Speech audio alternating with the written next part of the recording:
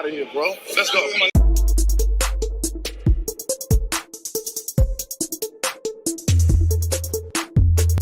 For the thousands in attendance and the millions watching around the world, ladies and gentlemen, let's get ready to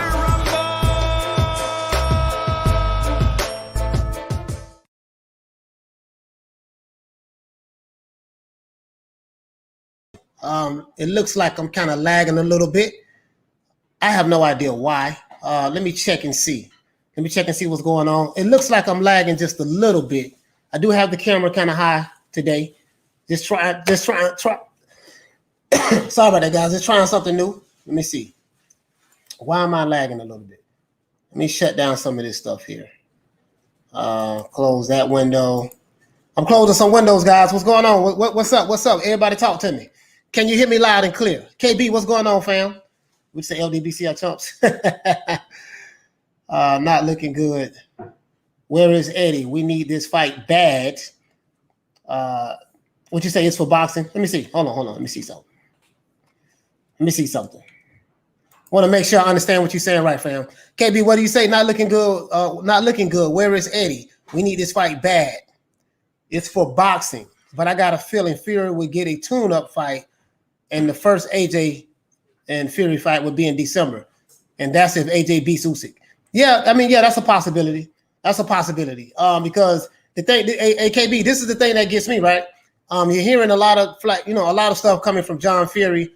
We'll beat AJ, this, that, we'll do A, B, C, and D to him. But then, you say that in one breath, in another breath, it looks like you want to tune up. You know what I mean? You want to tune up. So I mean, I don't know, man. I mean, again, Anthony Joshua hasn't been saying anything, which that's the way to go. He's focused on the task at hand, and he's going to work and get it in regardless. You see what I'm saying? But apparently, I don't know, bro. I don't know. I don't know. I don't know. It seems like the Furies are the Furies. People say it's head games, this game, that game. I don't know what kind of game it is. You know what I mean? All I know is it doesn't. I don't know. It doesn't look good from what you're saying. Well, I don't know if it doesn't look good or not, to be honest with you. You know what I mean? It looks kind of crazy because of what you're hearing from John Fury. He said, "What up, coach? Top boxer, okay. AJ Fury, Wilder, Ruiz, Usyk, Joyce, Odo Rivas, Ortiz. That's my top fighters." Yeah, I mean, outside of AJ and Fury, I would think that the next logical pick would be probably Wilder. You got to put Wilder in there. And you also have to put who else? Who else you want to put in there? Wilder, Dillian White, Ruiz, or you can have Ruiz or Dillian White. Have them alternate, whichever place you want to have it. Usyk, Joyce, Ortiz. I wouldn't even put Ortiz in there. You know what I mean? But you know what? If that's yours, if that's your top heavyweight boxers, KB, there's nothing wrong with that. I would just say, Odo Wallin. Odo Wallin beat Dominic Brazil. You see what I'm saying? And he gave Fury that nasty cut over his eye. Odo Wallin, I think he's a pretty good fighter. You know what I mean? Harleen, what's going on, fam? What do you say? Change the time to 8 o'clock. Cheers, coach. Oh, okay. Oh, you mean 8 o'clock? Yeah, I don't know, man. Change it to 8 o'clock. I don't know. 8 o'clock. Do you mean at night? Yeah, 8 o'clock at night is bad for me. You know what I mean? What's going on? KB? Oh, this KB. Oh, you came on early this morning, KB. This is early. Wow. These are some early chats. Okay, John Fury, loudmouth. Yeah, absolutely. Bro, man. Hey, Blood Boxing, what's going on, fam? Blood, what's going on? Hey, man, let me go ahead and drop a link. Let me go ahead and drop this link in here, man. Anybody want to come in? Go ahead and talk to your boy. Let me know. You want to come in and talk to the boy. It's going to take everybody a while to really come in. Normally, you know how I do. I normally come in at 3 o'clock. We normally do our lives at 3 o'clock, but just switch it up for the day. I can't do 3 o'clock today because I have a lot of stuff to do. You know what I mean? But yeah, man, anybody want to come in, let me know. Yeah, I definitely want to know, man, who are you guys' top heavyweights? Like, how do you rank them? In your opinion, who are your top heavyweights outside of Fury and Joshua? You see what I'm saying? Of course, I would still say Wilder would be number 3. I would still say that, and I'll tell you why. Let me find out why am I dragging right now? I'm trying to figure out why is my I'm trying to figure out, guys, why am I, it seems like my stuff is dragging right now. My screen is empty. It's lagging behind, and I don't know why. Is it because I'm streaming? Because I'm streaming to Facebook as well. Let me close this. Let me close this window. Let me close this window. Let me close this window. Okay, I only have 2 windows open now. So let's see what's up. They say I would think Ruiz would be top 5. Yeah, you know what, Lance, you make a valid point. Ruiz, I would think Ruiz would need to be top 5. Yeah, Lance, I agree with that. I have no argument with that. Ruiz can be top 5. You know what I mean? So my top heavyweights, remember, we're talking about outside of Joshua and Fury. Joshua and Fury is number 1 and 2. You know what I mean? Fury hasn't lost a fight yet, so you can say that Fury is number 1. You can say that, but Joshua has had 3 titles. He's a unified champion, so you can arguably say that, hey, Joshua's number 1. However you want to flip that, it doesn't matter. Wait a minute, man. We got my main man, Blood Boxing, in the building. Got Blood in the building. Hold on. Let me hit my bell, man. I gotta hit my bell. Hey guys, I told y'all I have this stream deck, so I'm really excited about this. Hold on, bear with me for a minute. I have everything set up. Hey, this thing is very, very handy, bro. You could just go ahead and hit the bell right quick. We got a new man coming in, tapping in right now. You know what I mean? We have my main man, Blood Boxing. If you have not subscribed to Blood Boxing, please go to this brother's channel and subscribe to it. This man is hilarious, bro. Like, bro, just to hey, I'm just laughing at. I would listen to your live. Was it yesterday? Yeah, I did a live yesterday, bro. I think I went for about 35 minutes yesterday. How you doing, my brother? Good with you. No, I didn't do it yesterday. I did it the day before. No, that was the day before. Yeah, I was trying to say. Yeah, the day before, I was like, man, I say Blood Boss be going in. My Florida homie up in the building. My Florida brother up in here. Hey, man. Hey, what's good, fam? What's good, man? Hey, man, I'm chilling, man. I'm chilling. Hey, I'm glad that, we getting some of that nice Florida sunshine back, bro. It's coming in. So, I'm ready. I'm ready, man. You know what I'm saying? I'm ready to hit that coast, man. Oh, yeah, absolutely, man. I was hoping that we can get more boxing events here in the state of Florida. You see what I'm saying? I like the okay, I'm not gonna lie. I did like the zone card when they had when Canelo Alvarez fought this guy named Yildirim. Now, I didn't like that fight at all, but the card was pretty good. You see what I'm saying? And they fought, so I'm like, man, we need to get more fights here. Now, we did have a garbage fight. You didn't even know it went on. Bermain Stavern fighting Trevor Bryant for the vacant WBA regular, and they fought at the Hard Rock Cafe. They fought at the Hard Rock Cafe in Hollywood. I didn't even know there was a fight going on. That's how garbage it was. I didn't know it was. Yeah, because Don King was the promoter, and Don King is trying to take a new approach by doing some kind of promotion on some app and all kind of stuff. He didn't really go out there and promote. He doesn't promote like he used to because he's an older guy now. He's 90 years old. So it's kind of hard for him to go around and promote like he used to. So I didn't know about it either. And I've been down there to Hollywood, to the Hard Rock before, to see, who did I go see? Andre Berto. I saw Andre Berto fight there years ago, but I would have showed up. I'll show up, man. I'll show back up down there because I liked Hollywood too. That's a nice little area down there. Hey, I had man. a good time. Hey, Blood Boxing.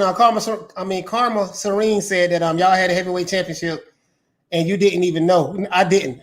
Karma, I did not know. And I don't live. I knew about it right the day before, so I did see it. I caught it, and Don King had it on some app. And he was charging $20 for it, so I wasn't too happy about that. But of course, I streamed it. I, just went to one of the live streams, so I did see it the night it happened. But it's not really.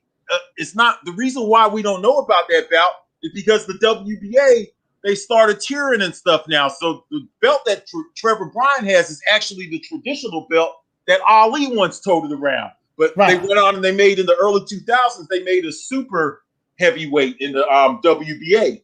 Right. So once they make another belt that's more prestigious, it's hard to keep up with the second tier belt, which is what Trevor Bryan has now. They've made their regular belt into a second tier. So shit, it's hard to keep up with all of that. So yeah, we didn't know about that. That's hard to that's not easy to keep up with. Hey, but see, Blood, you hit the nail right on the head, brother. Like, you just educated me on something that I didn't even know. The regular WBA championship belt is what Ali had, but now they have a super belt.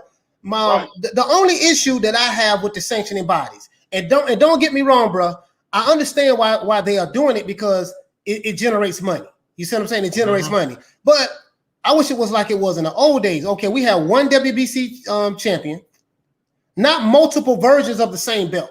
We shouldn't have a WBA super heavyweight and then a WBA regular and then a WBA green belt or whatever, because they have like 3 different versions of it.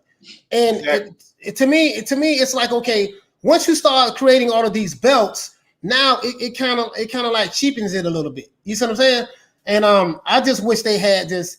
I think if you have one belt, it would force everyone to fight this guy. You see what I'm saying, Blood? Like, it don't make no sense to me. At least in the sanctioning body have one belt, because what they started doing, it's bad enough that we have 4 sanctioning bodies, okay, that are considered the main, which is the WBA, the WBC, the IBF, and the WBO. But what the WBA and WBC, the 2 traditional sanctioning bodies, decided to do so they could collect more sanctioning fees is tier, okay? So now in the WBA, they did it in the early 2000s. They started like the diamond belt, the silver belt, franchise belt over in the WBC. So when you tier within the sanctioning bodies, that confuses the fight fans. So now nobody knows who the champion is. When you got 2 or 3 guys in the WBC, it's like Dillian White holding a diamond belt or something. He has the WBC silver. The silver. It's intern, and it's the WBC intern championship. Well, they have something like that. They have a silver. See, I don't know which one he has, because they're all second for that shit, my brother. So I just know. So now you got Trevor Bryan in the WBA, so it's really confusing, man. So Don King, he'll go out there and he'll call Trevor Bryan a world champ, you know. So right, he is a WBA heavyweight. We can't take that from him and add it to create multiple versions. It's not his fault for that. So that I think the Dillian White, either or, is to fight Trevor Bryan to get that belt. If you can beat him, the reason why I should be next in line to fight for the main belt. Basically, what I'm saying. You see what I'm saying? And that's a good path, man. You're right. That's a very good path to take. You know, you should want to become a mandatory. And Dillian White is the belt that he has. We know that AJ are rumored to there's no way that they're going to present a fight disputed, which we haven't had in 20 fucking years. We had since Lennox Lewis, right? Lennox Lewis. Yeah, since Lennox Lewis we had exactly. So we ain't had no undisputed in fucking 20 years since Lennox Lewis. And like you said, there's a lot of money. There's 2 guys from the UK, so that's the biggest fight in UK history too. That's the biggest fight, hands down, in UK history. Absolutely. So, Absolutely. It's too much involved. I don't think that anything, but let's just say the fight didn't happen, he took a tune-up fight. I want to go back to Deontay Wilder, because he already stood strong and said he ain't fighting him again after all those stupid ass allegations that Wilder brought to the table, right? Right. He co-signed all that dumb ass shit that they put out there. So there's no reason why he should fight Wilder. He said he ain't fucking fighting him no more. Then stick to that. Find another guy in boxing top with the heavyweights. And you ask who's still relevant. I think the guys who are relevant, Wilder's one of the guys relevant, but I don't think Fury should fight him. There's Usyk out there. There's Luis Ortiz would be a good fight for him. You know what I'm saying? No. Oh, you saying for Fury, Luis Fury? Ortiz? Yeah, this is for Fury. If he doesn't fight, just say AJ needs a tune-up. I don't want to see no more of these. He could have a rematch with Wallen. Who gave him a hard time. Wallen, yeah. He got a rematch with him. Anything but Deontay Wilder. Because the thing about it is, when people start saying they're gonna do things, do them. Do them. If you say you ain't gonna fight him no more, don't fight him. I don't want to see them 2 fight no more anyway.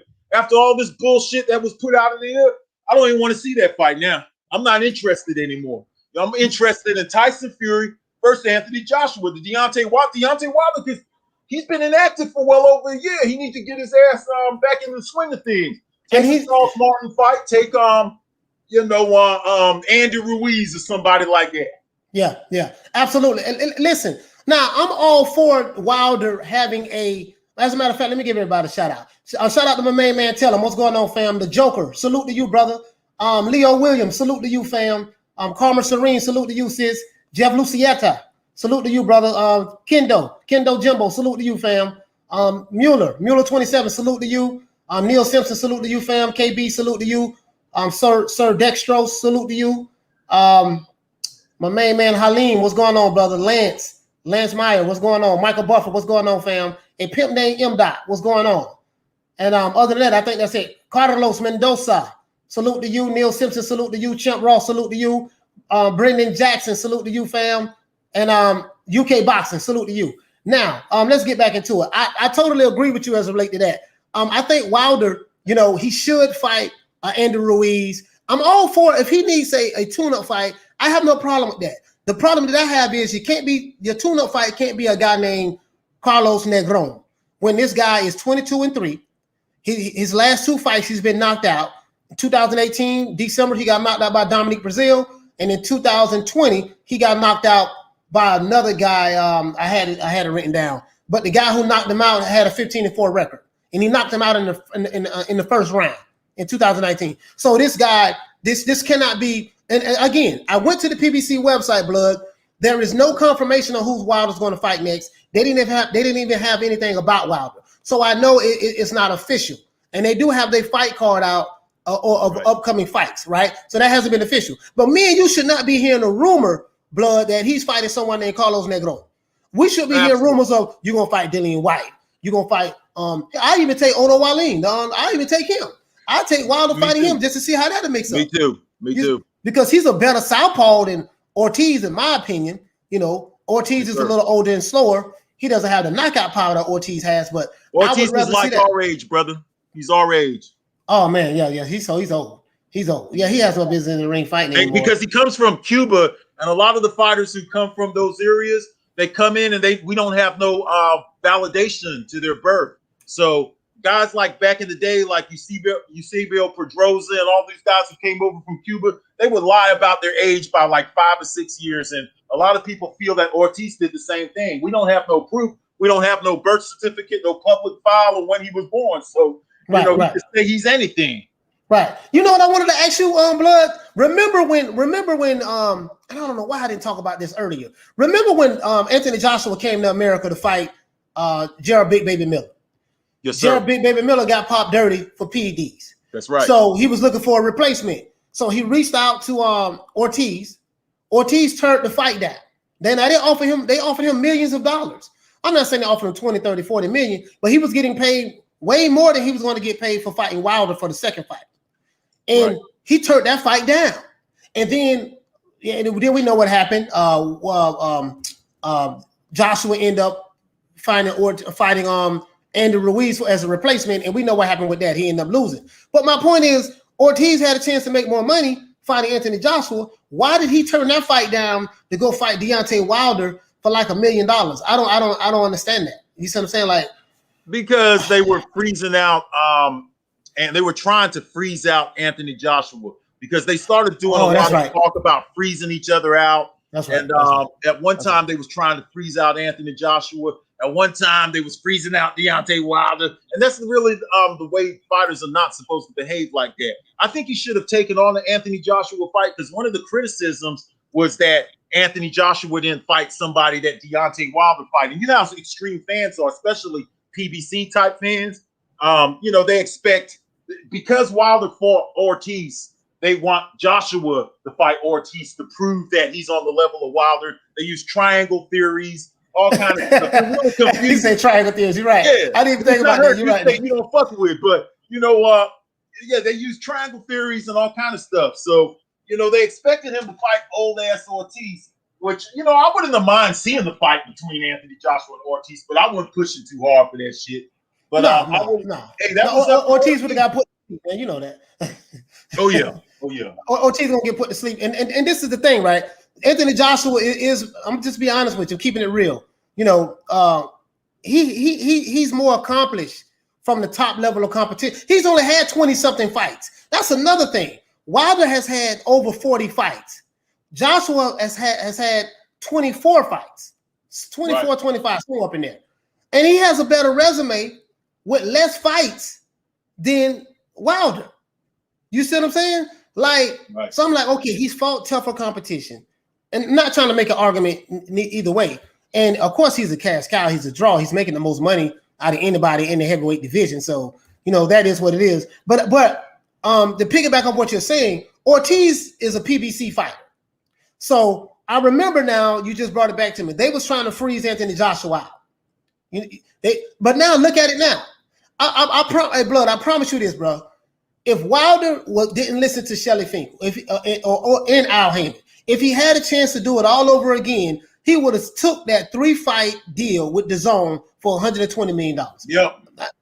There's nothing no one can tell me that he wouldn't have taken that. Looking back at it now, you see what I'm saying? If he could do it again, yeah. Because see, the thing about it is that when Wilder was offered the deal, okay, the 3-fight deal for $120 million, a lot of Wilder's fan base, which Wilder believes a lot in his fan base, okay, so they started telling him, actually, shit, I'm gonna be honest with you. I was the one who started it. I planted the seed, okay?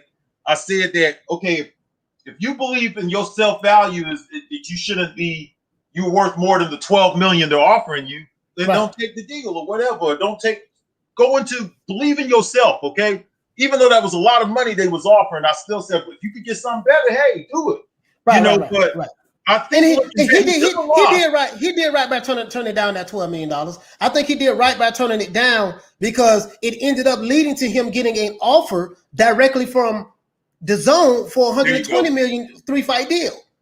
And if he would have jumped on that $12 million or $15 million that they later countered later on down the line, he never would have had the opportunity to get that offer for DAZN. Well, the reason why is because so many people was criticizing DAZN. A lot of people were saying it's not real. You remember proof of funds? It was going both ways, and he really got the money because they was questioning Wilder, and Wilder then was questioning Matchroom, and a lot of people was looking at Eddie Hearn as a slave driver, and all kind of stuff. So I think that he was encouraged to do something different to satisfy his fan base and all of that shit. So he went a different route.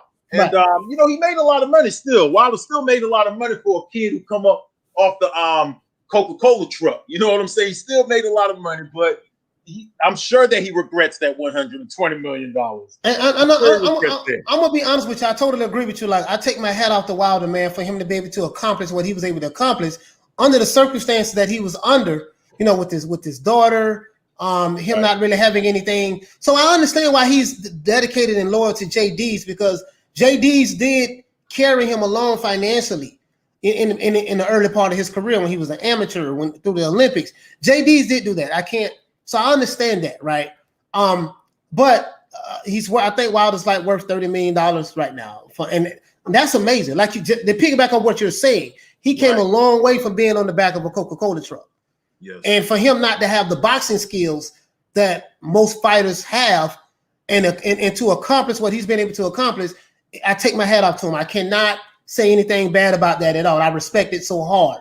So, but he's 35 now. We do want to see him fight just better competition. You can't go back to the taxi cab drivers that you fought 98% of your career. You know what I mean? I say 98% because I'm going to give him this 2%. He did fight Dominique Brazil. He did fight Ortiz. He fought Bermain Stavern, which Bermain Stavern is a bum, but he fought him. And he fought Tyson Fury twice. So that's the 2% that I give him. Anything other than that, outside of that, was no. It was a couple of interesting fights he had. So I give him, I'd say 5%. I give him 5%, but the other 95%, those guys was, because I looked at his resume very extensively, and I'm like, man, these dudes. And I looked at some of those older fights.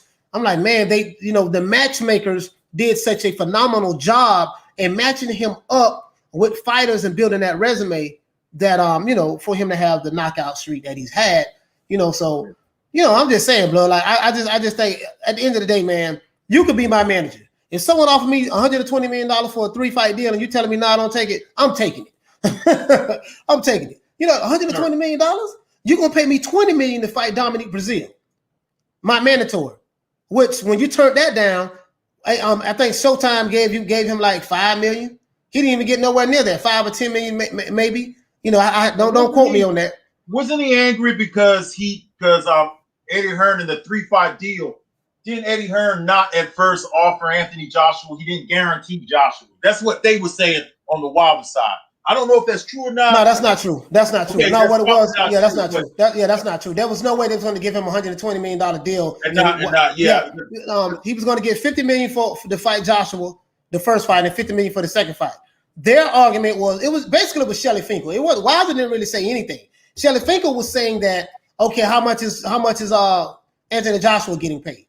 So his argument was they wouldn't tell us what Anthony Joshua was making, so we wasn't going to sign the fight. You see what I'm saying? I think it was a power move, you know, listening to Shelly Finkel, because they want to, like you said, they were trying to freeze Anthony Joshua out. DAZN was getting a lot of flack. People in America, promoters and stuff, managers were saying DAZN is going to fail, they're going to flop. This is something new, it'll never work. Lo and behold, 4 or 5 years later, 4 years later, DAZN is still here, and DAZN is putting on the biggest, is putting on the biggest fights right now from a promotional company as it relates to the sport of boxing. No, PBC not really putting on no big fights. They're struggling to get fight dates right now. When you can't get a fight date, that tells you everything you need to know, right? Because PBC has 146 fighters. So when they go to talking, well, yeah, the PBC, they eating over there in the PBC. No, they're not. I looked at their roster. I'm gonna shoot a whole video and breaking everything down, what the top guys are making. What the top guys are making. You know, how much he made this fight. We're gonna look at the last 10 fights or last 5, 7 to 8 fights. Look, this is what this guy made. This is what Jamal Charlo made. This is what Jamal Charlo made. This is what now Errol Spence made. He has a net worth of $8 million. You know, that was my whole argument. Right. You're talking about I'm big fish. I'm big fish. I'm big fish. How the hell you big fish? How you big fish when you listen?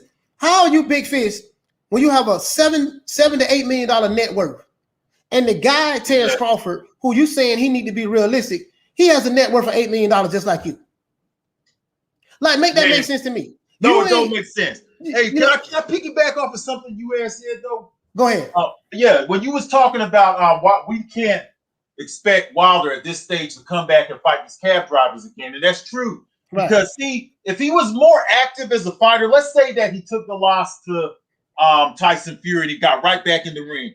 Right. Let me tell you something. In 1973, Ken Norton broke Ali's jaw. Okay, Ali was back in the ring within 7 months. Okay, fighting Ken Norton again.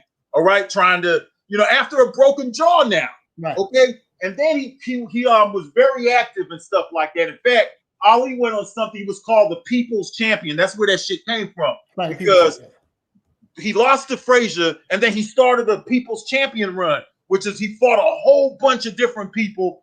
He was fighting like 5-6 times a year and shit, okay? Now, if Wilder was doing that, then he could throw a Negron in there. You know what I'm saying? If he was fighting 5 to 6 times. But when you're fighting once every 1 or 2 years, you can't do that shit, especially when you're 35 years old. No, you can't do that. Fans ain't going to buy into that shit. You know what I'm saying? Because you ain't been, if you've been active the whole time and you fought 3 times since you lost to Fury, which you could have fought 3 times. Could have fought 3 times. Fight off of a broken jaw, then he could fight because Tyson Fury gave him an ear willing and put a little dent in his head with his fist. With his that was a legal punch. He just caught Wilder with some good shit. That's all it is. So if he was more active, then he could come back and fight a Negron if he had already been fighting like 4 times, 3 times a year, even 2 or 3 times a year. You could throw one of those guys in. But when you're fighting once a year, once every 2 years, how long has it been since he fought? Over a year now. Yeah, it's been exactly 14 months since the last time he's fought. Yeah, so nobody want to see that. Now, keep in mind, I'm gonna tell you the whole thing with the Negron stuff. I don't believe that shit because me neither. Too much shit came on social media with so many people saying A, B, and C. So I don't believe that to be true anyway. But we don't, like you said, we don't even want to hear about that shit. You know what I'm saying? That's not much of a discussion because that's not what we expect. We expect him to fight a Joe Joyce or Dillian White, somebody like that. You know what I'm saying? Like you said yesterday, Daniel Dubois is even good. So Otto Wallin, that's a good name for you. So we expect him to get a big name fight, you know. Well, see the thing is, blood, is this. Like, the reason why I say that, brother, is because you know, the sport of boxing, fighters get paid based on demand. When you can create, what I love about Ali and certain fighters, they can create excitement around this boxing match and make it an event. There's no way he's going to be able to create excitement and get the people behind him to fight someone named Carlos Negron. No one knows who this guy is. You see what I'm saying? No one's going to get excited about it. And the thing is, he's used to making, because he fought Wilder twice, he's made more money in 2 fights fighting Fury than he made probably most of his career and from an earning standpoint. So I get what he's saying. If he comes back, he's accustomed, because of the last 2 fights with Fury, to making a certain type of money. Well, the only way he's going to make the type of money that he's accustomed to, he's going to have to fight someone that's a reputable name. You see what I'm saying? He can't. Dillian White. You can't demand. I want at least $10 million for this fight. You know, that's why from what I'm hearing, he wanted. You know, Charles Martin called him out. He was going to fight Charles Martin, but you know, the network like, we can't pay you $10 million for that. Because I'm finna tell you something, blood, right quick before I let you get in. Okay. The reason why PBC like to send a lot of their fights now, some of their top guys, to pay-per-view, because they take the burden off of them and the networks to pay the fighter.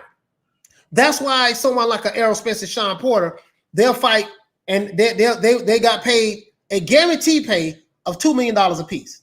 So the purse was a $4 million 50-50 split, right? And they say, okay, you're going to get your money, like you hear they always say, on the back end, on the strength of pay-per-view. So if it flops, the network and PBC, which is a promotional company, slash not promotional company, quote unquote, but really they're a promotional company. They're a promotional company. They're kind of like a broker. Al Heyman is like a broker, and he gets these deals with networks, and the money that they give him, that's how he's able to pay these fighters. Now, it seems to be a losing method from a business standpoint for the PBC, because you only have a few fighters that's making money. You know what I mean? And you're overpaying these fighters, but they're giving us lackluster performances. Everybody's not fighting everybody like they're supposed to, you know, and so that's the problem. So now, you know, that's the problem that PBC is having. So I'm going to shoot this video, bro. I promise you, I'm going to break it down so everyone can see. These fighters are not making money like this. You know, Jamel Charlo has a net worth of like $2 million. I'm doing research on this stuff right now. And I'm like, dude, you would have thought that these guys had way more money than what they had. And are they grossing more money? Yes. But you and I both know this. It's not what you make, it's what you bring home. Al Heyman got to get his cut. The IRS has to get their cut. The promoters who PBC work with, they have to get their cut. You see what I'm saying? The networks ain't giving away money for free. They got to get their money. So and then the trainers and stuff got to get paid. So after everybody gets paid, what you're left with, your disposable income, that's what your net worth is. These guys ain't got no money like that. I'm telling you, bro. They flogging on social media. They capping. You would think they worth $50-60 million. They are not. And I'm going to show you the data. I'm going to show it to you. I'm going to show it. This is nothing that I'm making up. I'm doing this. I'm going to show it to you, bro. I promise you I'm going to show it to you. I know, man. Yeah. I'm like, man, these dudes capping. Hey, man, shout out to Halim, man. Good looking out for the super chat, fam. Good looking out for the super chat, fam. Halim, what do you say?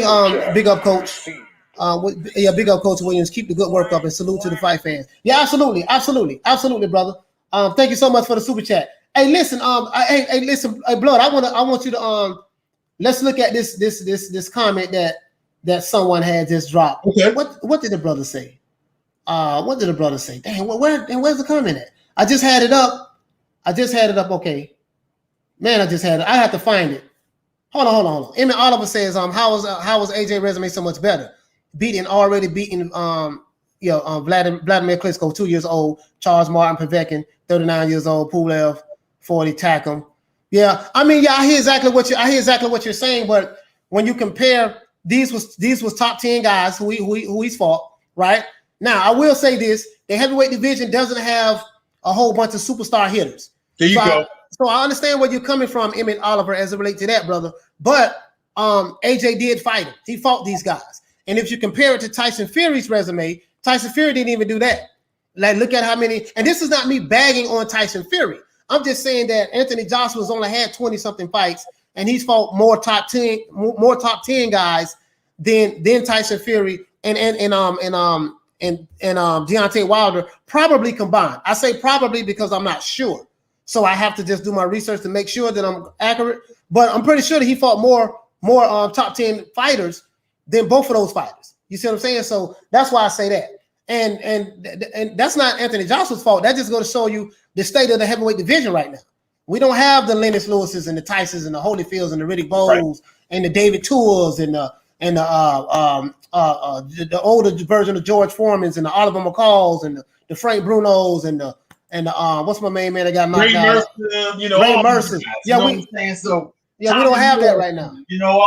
Razor Rudder. It goes on and on. There was some very talented fighters in the 80s and 1990s. But see, it's not Anthony Joshua and Deontay Wilder's fault as to what's in the heavyweight division. It's not their fault that big guys don't want to put on the gloves no more. It's not their fault because big guys prefer to go to the football field and basketball. It's none of their fault because of that. They fought who was there. And I have a different opinion on the ranked opponents because I've been looking at the heavyweight rankings for some years now, and they've always been fake. If you look at the rankings, you can look at in the IBF or in the WBO. Now, one of these guys have fought each other. You know what I'm saying? So I don't go off of rankings. You can't come up and tell me they fought so many ranked opponents. No, study the rankings. The rankings are not real. There's always times in the rankings when not one top 10 fighter has fought another one. And I've done displays on this in the past, right? So the ranked shit don't really mean much, Right. You're right about that. Go off of just your common boxing knowledge as to who you think is better because these guys don't match up anymore. Another thing with Deontay Wilder, in the early years, he came out, in 2008 or something? 2008 or something? 2008, you're right. There was nothing really much in the heavyweight division. So people will say stuff like he fought a bunch of bums, but he fought who was basically there. I was looking at the heavyweight division in 2010, and there was not really a whole lot there, man. Now, I think he gets a lot of his criticism because he didn't fight Klitschko mostly. Because before that, who else? Who did he duck? What's the guy's name? The one that they built up as the new Mike Tyson that ended up being a bust. Yeah, you know what I'm talking about. Yeah, I know exactly what you're talking about. I can't remember his name. I can't think his name either. But these were the kind of guys that was in the environment. So you can't really blame him for not fighting any of those guys because they were nothing anyway. The guy that he failed to fight was Vladimir Klitschko or Vitalik Klitschko. But then you got to remember, Vitalik Klitschko froze out Bermane Stiverne for like a year before he gave him a title shot. He pretty much kind of was back and forth. He got an injury or something like that. He had Stiverne waiting on the shelf. Then after, before he ended up fighting Stiverne, he decided to retire, and Stiverne ended up getting the belt. And Wilder got the belt in 2015 from Stiverne. So I think that Wilder, he couldn't have really taken much more of another path because the one shit there. So you know what? You're right, Blood. You hit the nail right on the head, man. And I'm glad you corrected me on that. There was nothing really there, and the reason why that Wilder, I don't know why Vitalik didn't fight Bermane Stiverne. He would have killed Bermane Stiverne. I don't know why he didn't fight him. But Wilder was managed by Shelly Finkel, so that Shelly Finkel did not want that fight to happen between Vladimir Klitschko and Wilder. He didn't want to, they sparred before. We didn't want that fight to happen. So I think that was more of a Shelly Finkel kind of like protecting him from Klitschko in a way. So because he could have fought him, but he didn't fight. He didn't fight neither one of the Klitschkos. So after they retired, Klitschko retired in 2015? No, 2006. He retired and he came back and fought AJ, I think, and that's when he lost 2017. So Wilder, I think Wilder could have fought him, but I think Shelly Finkel kept him away from Klitschko. He kept him away from him. So he did keep him away from Klitschko. You're right, because there's proof, there's receipts on that. You know what I'm saying? So you're right about that. But like when Wilder was coming up, the guy I was looking for, his name's Seth Mitchell. Okay, these were the type of guys that was at the top. Seth Mitchell, Chris Arreola, David Hay, who we was sparring.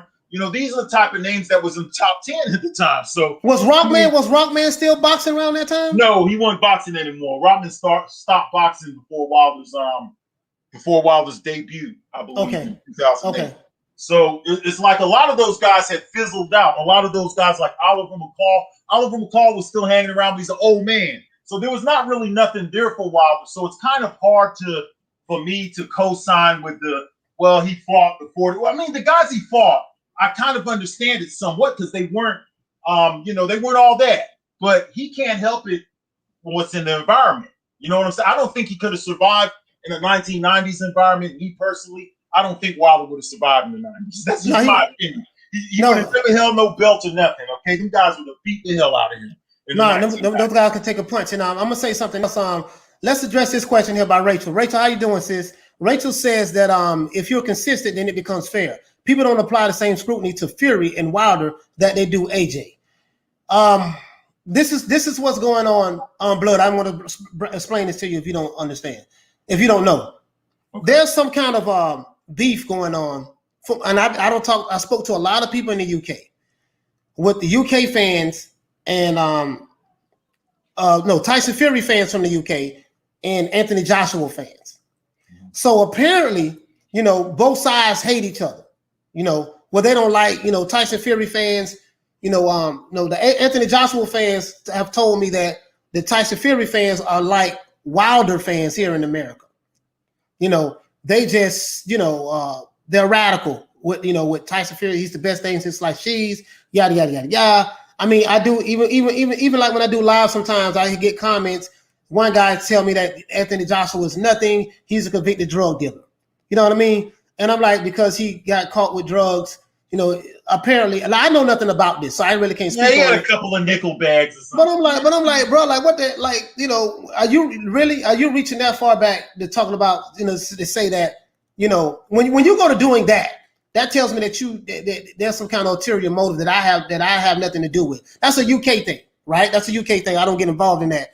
I like Anthony Joshua. He's a damn good champion. You see what I'm saying? The boy can fight his ass off. So I like Anthony Joshua. What they have going on is what they have going on. So the Fury fans, they detest Anthony Joshua.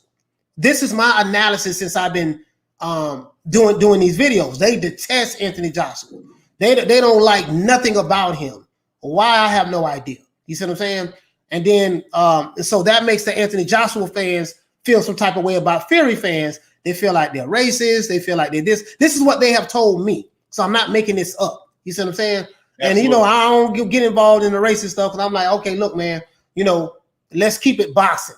Let's keep it boxing. You see what I'm saying? Because I hear enough of that from the Alphabet Boy community, and I don't want to hear all that. And me being involved in that myself, being a Black Panther, being in the Nation of Islam, I know how radical I was.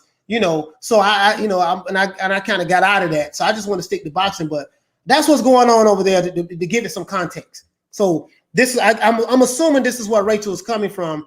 That AJ gets a whole lot more scrutiny, which I don't know why he gets scrutiny. Like Anthony Joshua's, Well, first of all, Rachel, I'm not sure if she comes from the UK or here, but see, I'm originally from the UK. A lot of people know that I'm born in the UK and all of that. My dad was military. I've spent about 15 years of my life over there and stuff like that. I got a lot of family over there because my mom's from a Jamaican background, and that's how she met my dad. But when I lived in the UK, the gypsies, that was a whole culture of people, and they used to come knocking on everybody's door, begging for food and all kind of stuff. And that's a real radical type culture, the whole gypsy culture.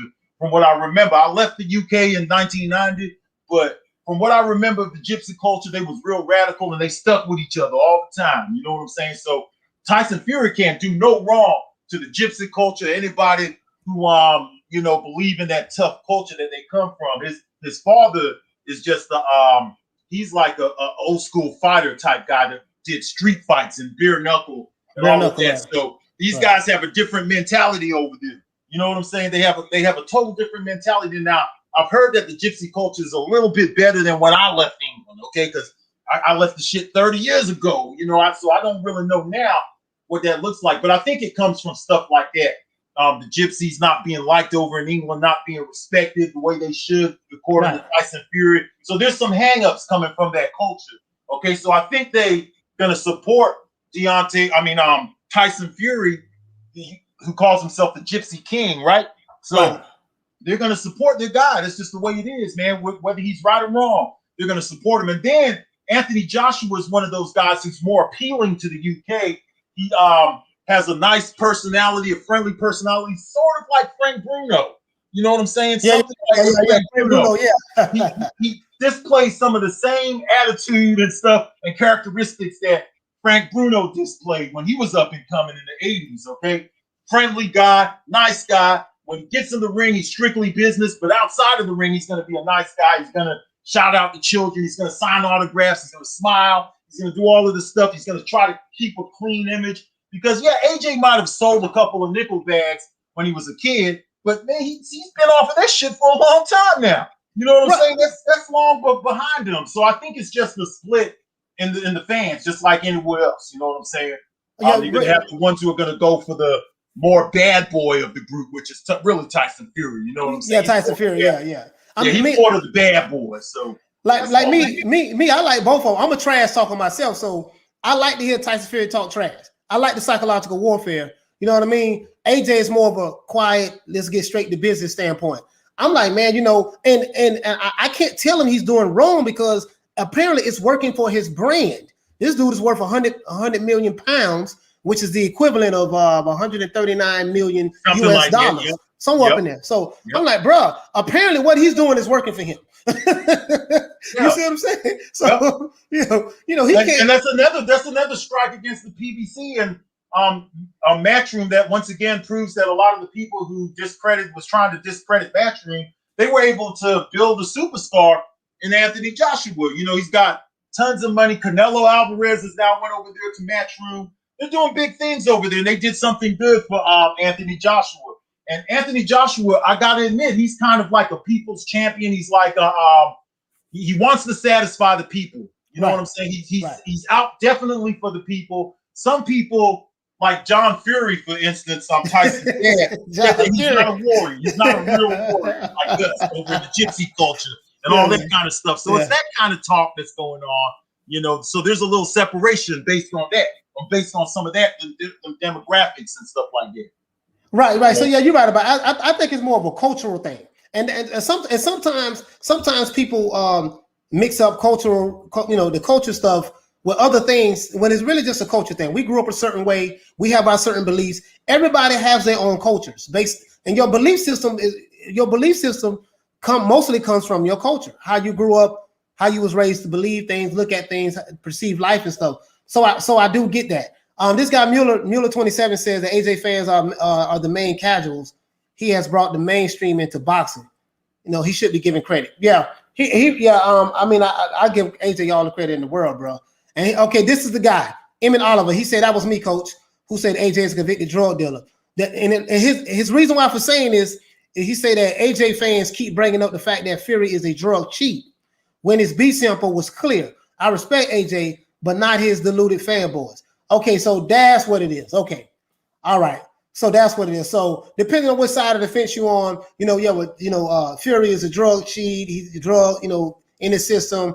I do get that. You know how fans can get real heated. Because I used to be like that. I was a diehard Mike Tyson fan. Me too.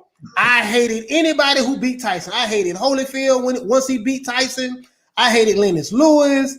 Bruh. And when Tyson lost, Buster went up. I took it personal. Yeah. Hey, I tried not to cry is what I did. I tried not to cry. I was like, man, I'm too old to cry. I'm born in 73. You said you're 47 too. You 74 or 73? I'm 74. My birthday's in January. I have some months on you, but so you're definitely old enough to remember all this shit. bro, we was crying, bro. When Tyson hit the ground, everybody screamed no at the same time. We were saying, get up, Mike, and they waved it off. Bro, we was crying. We was hurt. We was devastated. A lot of you know how Mike feel. You know how Mike was in the black community, bro. Like we loved Mike Tyson. Bro. Yeah, man. And listen, you know what get me? And to this day, Tyson, even though he lost to Evander Holyfield and he lost to Lennox Lewis, he is today more popular than both of them combined. Yeah, he is. Yeah, because he was a bad boy, man. Yeah, he had like that little edge to him. Yeah, and he had that status in the 1980s because you grew up on it. You remember when we used to play Mike Tyson Punch Out? Mike Tyson Punch Out, yeah.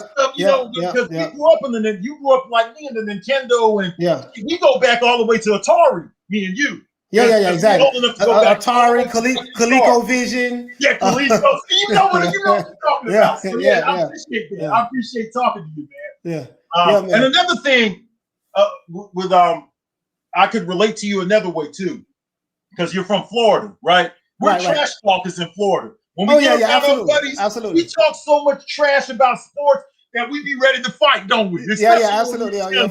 Florida dudes.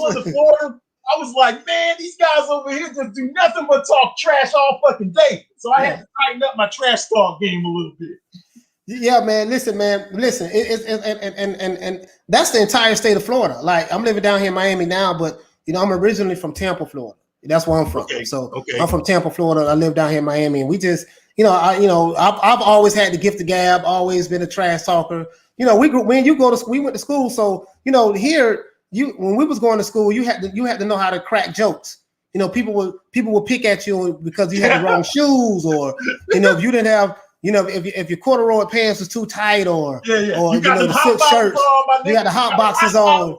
Oh man, so it sharpened your skills, and I was that little poor kid everybody used to pick at until I got started doing my thing, and then once my gear got up, but it sharpened my skills, my tools, and this is why I have thick skin. I don't take nothing too personal. You know what I mean? I think our state's the only state like that, bro. Because when I got on YouTube, I realized that a lot of brothers in the other states are very sensitive. They're very sensitive. Yeah.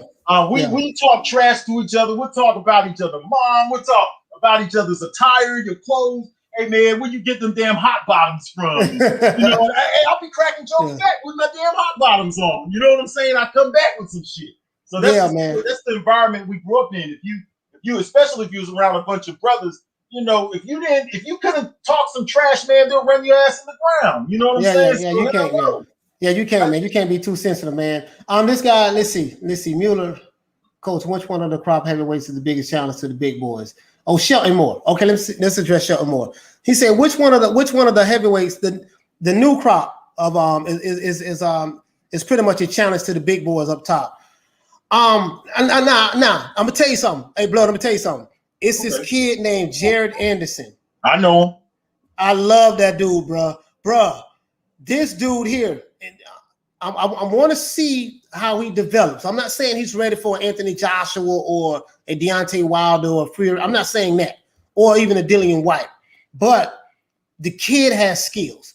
I would love, bring him along a little bit more slowly. I think he's had like 15, 16 fights, right? Mm-hmm. And when you have like 15, 16 fights, you're not going to fight anybody too tough in the beginning. You know that. No fighter starts out jump in the frying pan when they first coming into the sport of boxing.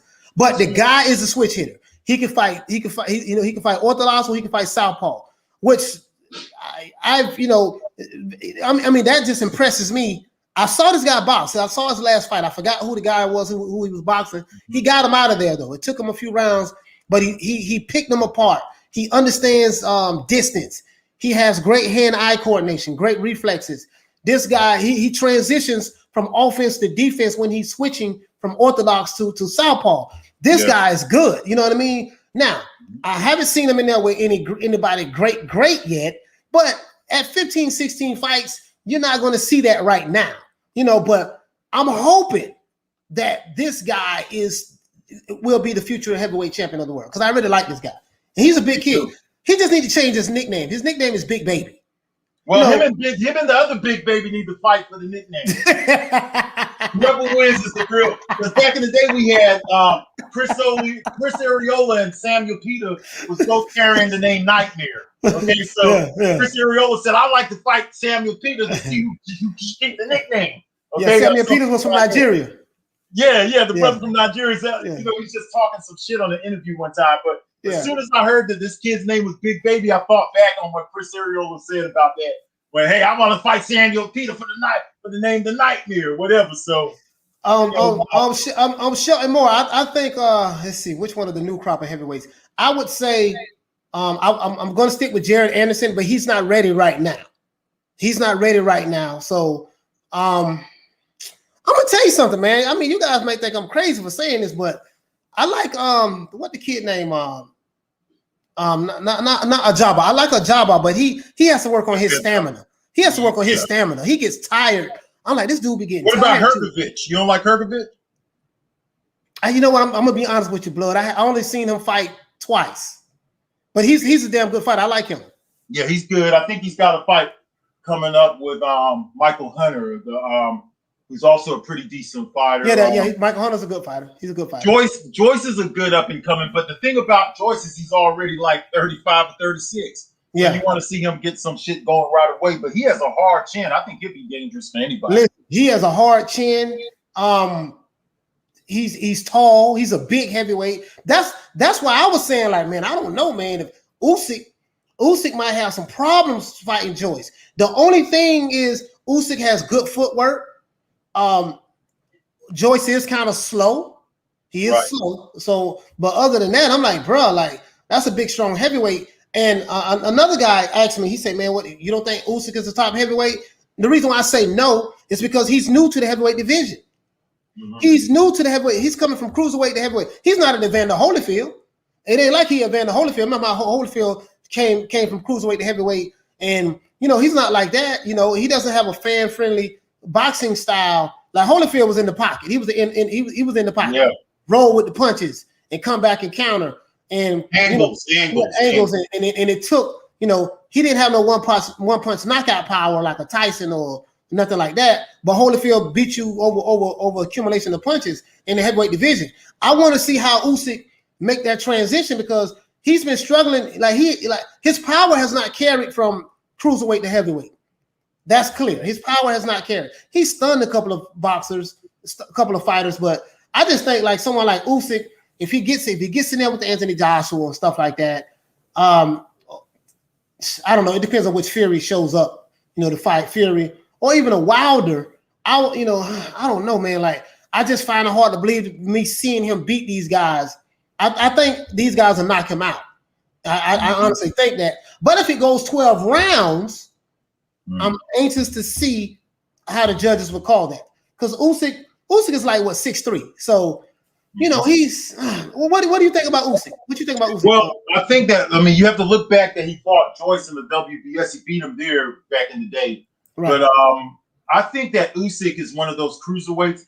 He advanced up into the heavyweight division at a later age than what Holyfield. When Holyfield advanced to heavyweight and he started fighting those guys like Pinklon Thomas and stuff, he was in his 20s. You know what I'm saying? Usyk was about 7 or 8 years older than Holyfield when he transitioned up into the heavyweight division. He fought Chaz Witherspoon. I think he's decent, but he started getting some injuries now.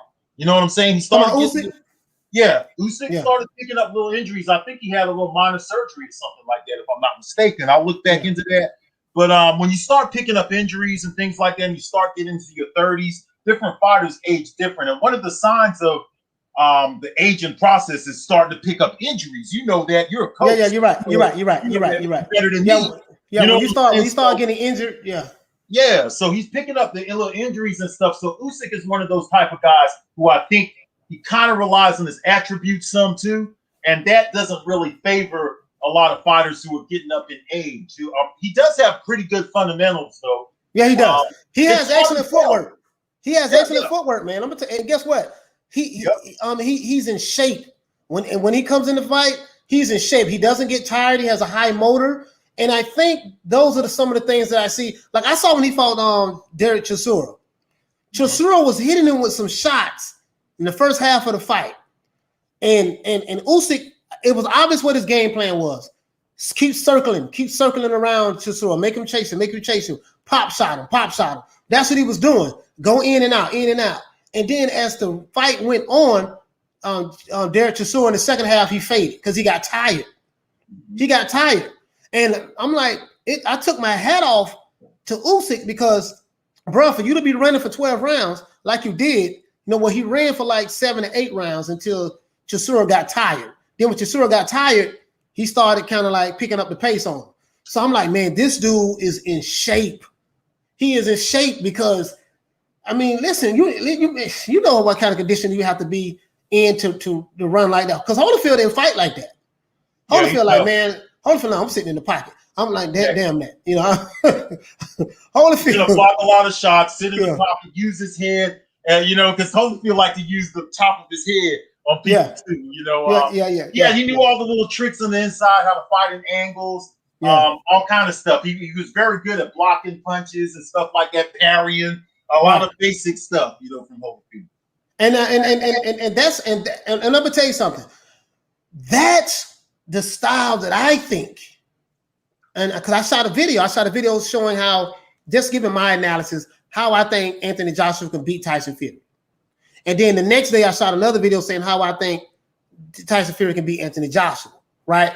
One of the analysis that I made was, I think AJ should make it, study Bernard Hopkins, inside fight game, study Holyfield, study Andre Ward, study a lot of these different inside fighters, James Tooney. Make it ugly, mug him, even though Tyson Fury is bigger than him, but you can make it ugly, maybe cut him or whatever the case may be. You just never know what's going to happen, because I didn't really see.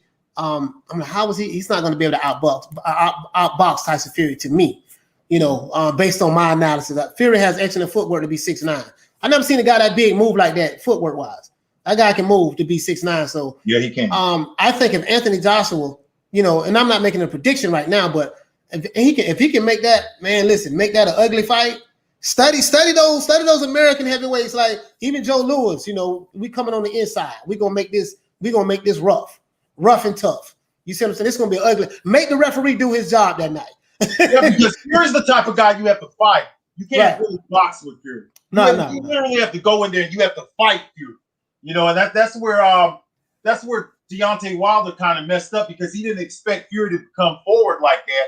And he didn't know what to do. He don't know how to fight off his back foot. AJ's a better fighter off of his back foot. He's a little bit bigger he's quite a bit bigger than Wilder, actually. He weighs more. He's not going to be able to bully him around the ring like he did Wilder. If AJ comes in there with a fighter's mentality, he has a shot, man. But the thing about it is that some people are kind of questioning AJ's chin at this stage, because he did get hit on the temple by Andy Ruiz, and he kind of seemed a little off balance for a while or whatever.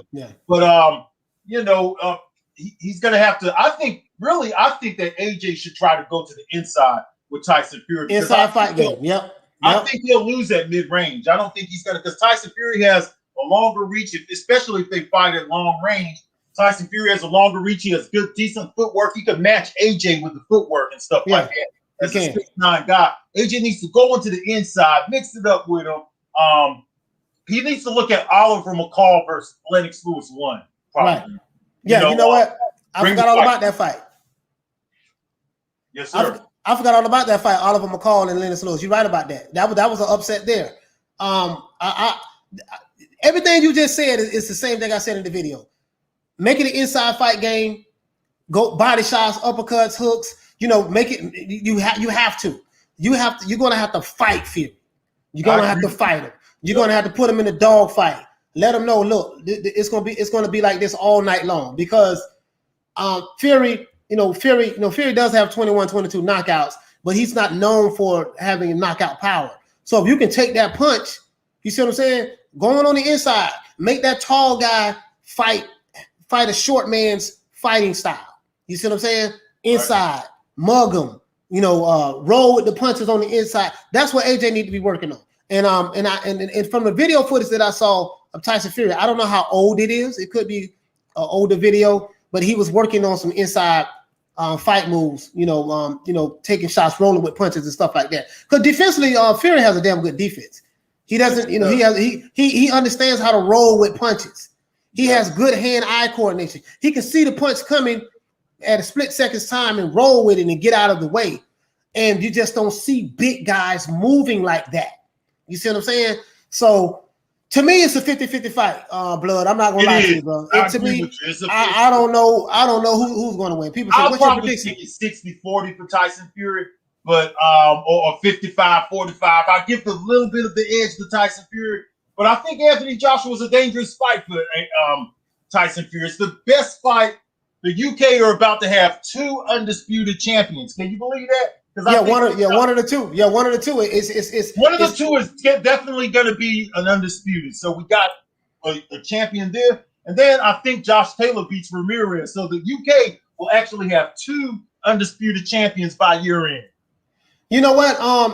The Josh Taylor and Ramirez fight. That's a whew, oh my, because the boy Josh Taylor can fight and Ramirez can fight. I'm like, damn, I know you're gonna cover that fight. You know what I mean? I know you're gonna cover that fight. It's gonna be May the 20th, I think. Don't quote me on that, but I think it's May 20th. Let's see. Well, Canelo Alvarez fights May 8th. No, Canelo Alvarez fights May 8th. So May 22nd. I think it's May 22nd because May 8th is on a Saturday. The 15th, it's the May 22nd. It's on a Saturday. So that's gonna be a hell of a fight.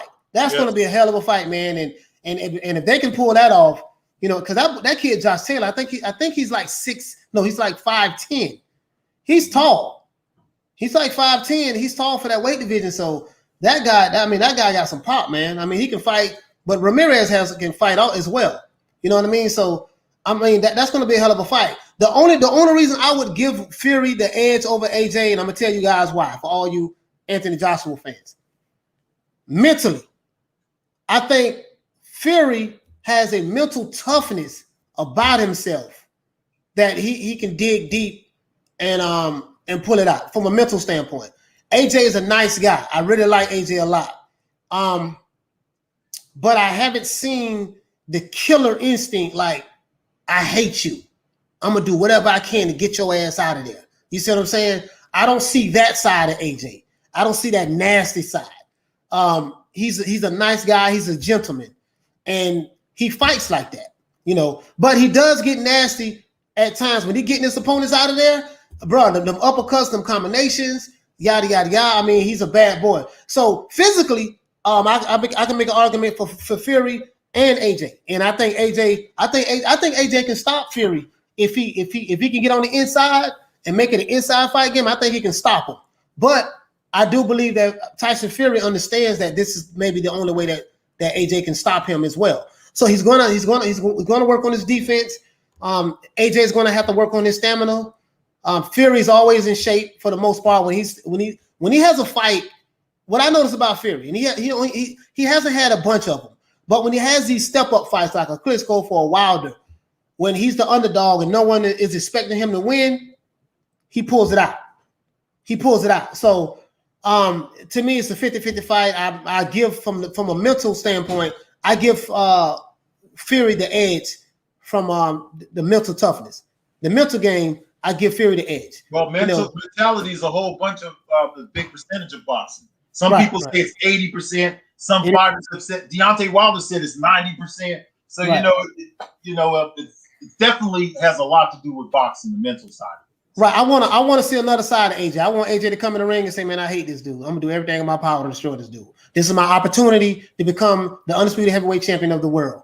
And I'm not gonna let it go. I'm going to get this guy out of here. And I think I want Anthony Joshua to show me that side of him. That's the side I need to see. I need to see that side. You know, AJ knock him out the box, Joshua the destroyer. That's the side I need to see. You know what I mean? And that'll tell me everything I need to know. Man, Blood, man, is there anything else you want to interject, brother? No, not really, man. I just wanted to tell you, man, you got a great page going here, man. I'm loving the live streams and the videos, man. Yeah, man. Other than that, man, we just want to see the best fight the best, man. That's what it really all boils down to, is the best fighting the best. Sometimes the fans, I think they get a little bit too involved. They try to protect their fighters. They don't really understand the sport, so they got more of a love for the fighters, okay? Right.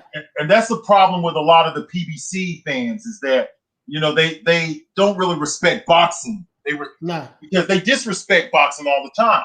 And the expectations of these fanboys are outrageous. It's like you would expect Deontay Wilder to walk away from $120 million, but you will expect Terrence Crawford to cross the street. So these guys are all mixed up, man. They don't really know what the hell they're talking about. Hardly never. You know what I'm saying? It's just I'm so confused in the boxing environment. So it's always good to see a fair, balanced channel come around. And I just wanted to tell you, man, I'm around, man, and we'll do some stuff together in the future, man. I really appreciate it, man. All right, Blood. Thank you so much, fam, brother. Thank you for taking the time out, man. And we're going to do something in the future. All right, salute to you, brother. Peace out. All right. All right, guys. So let me address this with the Anthony Joshua situation, because I do see what a lot of people saying in the chat. I'm gonna tell you what I mean by the mental aspect of it. Yes, Anthony Joshua did show that nasty side of him when he fought Dillian White. He did show that. That was what, 2015, right, guys? I think they fought in 2015. I think they fought 2015. So I think that what I do like about Anthony Joshua, he can beat you in a variety of different ways, right? I want to make this as clear as possible. The reason why I said from a mental edge standpoint, I give it to Fury, because he I want to make sure I'm clear with this. The two fights I've seen, his step-up fights, Klitschko, Wilder, it's like mentally when he psychs himself out and he says he's going to do something, he does it. He fights, he digs. It's really hard to explain. It's a certain mentality that I see that he has from a mental standpoint that I like a little bit more than Anthony Joshua. Now, Anthony Joshua has all of the physical tools in the world to beat Fury. And guess what? It wouldn't surprise me if Anthony Joshua can stop Fury, because Anthony Joshua is a hell of a body puncher. What I love about Anthony Joshua, my favorite punch from Anthony Joshua is his left hook. The left hook, man, is phenomenal. You know what I mean? It's not even an uppercut, because he sets the uppercut up with the left hook. I was looking at a fight on Rachel. That's the side of AJ that was there for Dillian White fight. Yes, it was there for Dillian White fight. Anthony Joshua is a great finisher. So Lisa Bells, you're right about that. He is a great finisher. He's a great finisher. But I'm saying Tyson Fury is going to be the best fighter that he's fought from a projection standpoint, because we don't know how the fight is going to turn out. It's going to be the best fighter he fought thus far. Tyson Fury is not a Dillian White. Tyson Fury is not a Polev. None of that, right? But Tyson Fury, Anthony Joshua is going to be the best fighter that he's ever had. I do know about the story that Tyson Fury and Anthony Joshua sparred before, back in years ago, almost 10 years ago, when Anthony Joshua was like 22 years old, and he roughed Tyson Fury up then. I don't hold any credence to that. The reason why is because that was a long time ago. That's not going to have any bearing on this fight. So as of late to Anthony Joshua, the check left hook, I love it. I think it's going to come down, guys, in my opinion, and this is just me giving my honest analysis. It's going to come down, guys, to who can execute the better game plan. I still say Anthony Joshua has to come in with the inside fight game. If he's able to get into an inside boxing match with Tyson Fury, to me, in my opinion, Tyson Fury is done. You're not going to, because Anthony Joshua is too strong, too powerful on the inside, in my opinion. Even though Fury is the bigger guy, I just think that if Anthony Joshua can do that, it's going to be a long night for Tyson Fury. I really believe that. So that's why I say it's a 50-50 fight. You know, it's 50-50 because Fury's training with Sugar Hill. Tyson, Joshua has his trainers, Rob McCracken, and he has a whole other people in the corner. So I'm just anxious to see, if Joshua, you know what? Listen, I tell you what. When we see the press conference, the press conference is going to tell me a lot as well, because we know what Fury is going to do. We know what he's going to say. He's going to try to get Joshua out of his game mentally. You know what I mean? I want to see Joshua. Remember that mean streak that you said that the mean streak side that he showed Rachel against Dillian White? I want him to show that side ×2. You know what I mean? Because I want him to really hate this guy.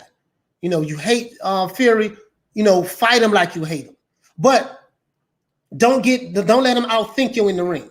Don't let him outthink you, because Fury is a damn good fighter. Don't let him outthink you.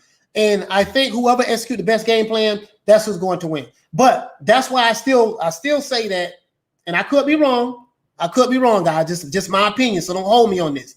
I just think from a mental edge standpoint, I give it to Fury, because I give it to Fury from a mental edge standpoint. Now, that doesn't mean that Fury is going to beat Anthony Joshua. That's not what I'm saying. I'm saying from a mental edge standpoint, killer instinct. You know what? You make a valid point though, because Joshua, when he hurts his opponents, he does get him out of there. Fury doesn't really do that. Fury doesn't really do that. Get him out of there. That seek and destroy Fury that I saw when he fought Wilder. That's what I'm looking for. That's what I'm looking for from Anthony Joshua. That's what I'm trying to say. I want to see the seek and destroy Anthony Joshua against Tyson Fury. The way Fury went at Wilder. Not trying to compare the two, because Wilder doesn't have the boxing skills that Anthony Joshua has. You see what I'm saying? But from the mentality standpoint, Fury say, I'm going to go destroy this guy. That's what I'm talking about, guys. That's what I'm talking about. I want to see that Joshua come to fight Fury. That's what I mean by that. And if we can get that, I'm telling you, man, I think if AJ can make this an inside fight game, man, he can do some damage. He can do some damage, because I think it'd be advantageous to him to fight on the inside. I think it'd be advantageous to him to fight on the inside. Cut that ring off, make the referee do his job that night. Mug him, make him do his job that night. Make it ugly, smother him. You see what I'm saying? Look at what's my guy name who beat Adrian Broner and gave him his first loss? Maidana. You see how Maidana jumps all over you and smothers you? That's the side I want to see AJ come with Fury, because I've never seen anyone really fight him like that. And I think if AJ can do that, and if Fury hits soft like people say he hits soft, he should be able to go in there and do that. He should. I don't think Fury really hits that soft to me, but I'm just saying, from what people are saying, I think that if he fights him like that, I think that's the style he needs to fight him in. But you got to have the mentality that I'm going inside and I'm going to destroy this guy. I'm going to do everything in my power to rip this guy's heart apart. I want to open his cuts up. I want to knock him down a few times. And I'm going to tell you something else. I also think it's going to be a few knockdowns in this fight. I think it's going to be a few knockdowns. I can possibly see Tyson Fury getting knocked down in this fight. Literally. You know what I mean? I honestly can see that. See him getting knocked down in this fight. But if another thing I wanted to know, guys, was this. Can Anthony Joshua take body shots? Because we know Anthony Joshua is going to work Tyson Fury's body. He's going to work his body. We already know that. That's the best way to come in, break him down body-wise. But can Anthony Joshua take body shots? Will Fury be strong enough to hurt Joshua to the body? You see what I'm saying? So, bro, like, to me, it's a 50-50 fight. It's a 50-50 fight. But from a mentality standpoint, I need Joshua, and the press conference is going to tell me everything I need to know. I want to see the press conference. No one wants to see this fight. I want to see this fight just as bad as anyone else, guys. You know what I mean? So, what you say, Peter Varnos? Unfortunately, all of the heavyweight belts are in the UK. I'm an American boxing fan. That's not unfortunate, though. That's not unfortunate. I'm a fan of boxing, so if all of the belts are in the UK, man, that's good. To me, it doesn't matter, who has the belts, just as long as they're fighting each other. I mean, because we know Anthony Joshua will fight anybody they put in front of him. So if you could become a mandatory to Anthony Joshua's belts, if he was to win these two fights, or Tyson Fury's belts, because I truly believe if Tyson Fury wins, he's going to retire. I believe that. He has no love for the sport of boxing from that aspect to where he wants to continue on the fight, because there's nothing else. There would be nothing else for him to accomplish at that point. But if Anthony Joshua fights, wins, let's say he come out on top in the conclusion, because if they're going to fight twice, then whoever wins the first fight, they're going to have to rematch, right? So whoever wins that second fight, we know AJ is going to continue to fight on. Fury is going to retire. So, and I honestly believe that. Because I see the passion. What I love about Anthony Joshua, man, is he wants to be a legacy fighter. I think both fighters wants to be a legacy fighter. Fury may look at legacy a little different from Joshua. You know what I mean? Fury may look at it from a bragging rights standpoint. Hey, I beat Vladimir Klitschko, who was the champion for 10 years. I beat Deontay Wilder, who was the champion for 5 years. You see what I'm saying? Anthony Joshua just want to fight everybody. Whoever steps up, I want to fight him. I want to beat him. And it's not Anthony Joshua's fault or Tyson Fury's fault or Deontay Wilder's fault that there's not a whole lot of competition in the heavyweight division. It's not those guys' fault. You can only fight who is there. You know what I mean? But yeah, Peter Barnos, man, I don't think that's unfortunate. I don't think that's unfortunate. You know what I mean? I really don't. KB, what do you say, Coach? You're right. If Fury wins the first fight with AJ, he will walk away. AJ needs to win first. Yeah, AJ got to win, man. AJ got to win. And you know what? I'm gonna be honest with you. I'm gonna be honest with you, man. I'm gonna be honest with you guys. If I had to make a hope, I hope Anthony Joshua wins the first fight. I really hope he wins that first fight. And I know it's gonna make a lot of Fury fans mad, but I'm gonna tell you why. I really believe, man, that Fury will retire. He will say, "Hey, I beat this guy. He's a bum. He's a dancer. I told you he couldn't beat me, and there's no need to have another fight because I beat him so thoroughly the first fight. There's no need for another one." Now, that would be foolish, in my opinion, because you're going to make a lot of money in the second fight as well. So, from a business standpoint, if I had to fight Anthony Joshua or Tyson Fury twice, if I won the first fight, I'm not going to retire and not fight him in the second fight. Now, I'm not saying that this is what Tyson Fury has said. I'm not saying this, but I just really believe that. Versus Anthony Joshua, if he wins, he's going to run it back. He's not going to talk about retirement. He's not going to do any of that. You see what I'm saying? So, what do you guys think? What do you guys think? Do you think it'd be best if Anthony Joshua wins that first fight? I honestly, I really believe so. Either way it goes, we're going to get two fights. But man, I'm telling you, man, we need, I really believe that, bro. I really believe that. What do you say? Bob would allow him to do that? Rachel, okay, I'm gonna give you a perfect example, Rachel. when Floyd Mayweather fought Oscar De La Hoya, they had a rematch clause in the contract. If De La Hoya had it to where if he lost, Floyd Mayweather had to give him an immediate rematch. Floyd Mayweather retired from the sport of boxing. That fight was so close. That he retired from the sport of boxing. So, because he didn't want to fight Oscar De La Hoya again. That's how close it was. De La Hoya could have easily won that fight because he won by split decision. It was a split decision fight, Rachel. So I just feel like Fury has 1 foot in and 1 foot out versus Joshua is on a mission to become undisputed heavyweight world champion. And as a matter of fact, you know what, guys? I'm going to tell you what. I'm going to go on the limb. Now that I think about it, me sitting there talking, I think Joshua has to win this first fight. Joshua has to win it. He has to. Because if he don't win it, Fury's going to walk away. He's going to walk away. And I really believe that in my heart. Perfect example. When he fought Deontay Wilder the first fight, they had a rematch to fight the second fight. Fury didn't rematch Wilder right away. Remember that. He didn't rematch Wilder right away. They had the first fight in 2018, and then they had the second fight in 2020. Fury was supposed to run it back with Wilder right after that fight, but he didn't. He went and fought other fighters to tune up a little bit more. Wilder went and fought other fighters, and then in 2020, that's when they came back together, right? So I'm telling you, man, my gut feeling is telling me AJ got to win this fight.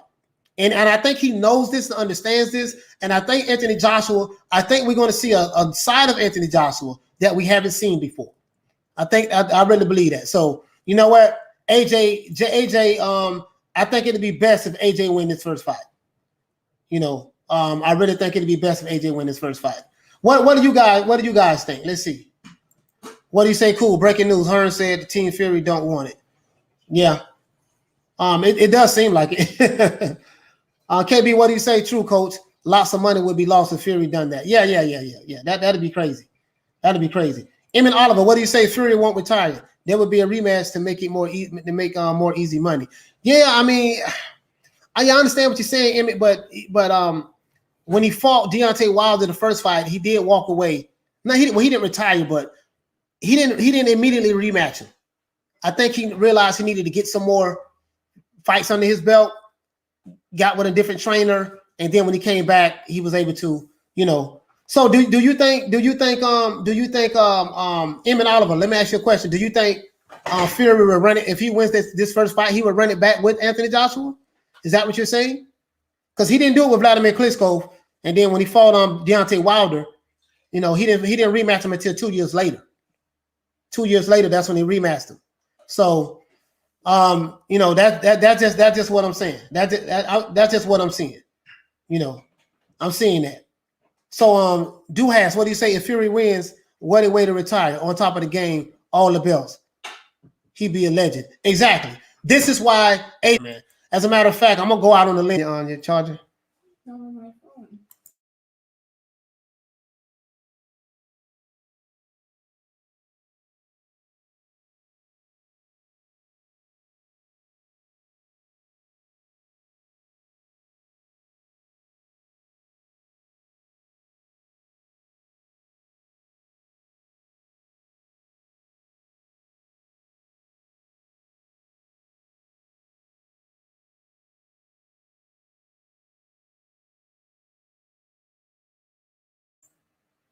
Oh, sorry about that. Sorry about that. Sorry about that. Okay. Thumbs up if you can hear me. Go ahead and shut this down. I'm sorry about that, guys. Oh man, okay. All right, your stream is not working. Okay, cool. All right, cool. Let me go ahead and do this over. Let me sign out. Man, I'm out of here, bro. Let's go.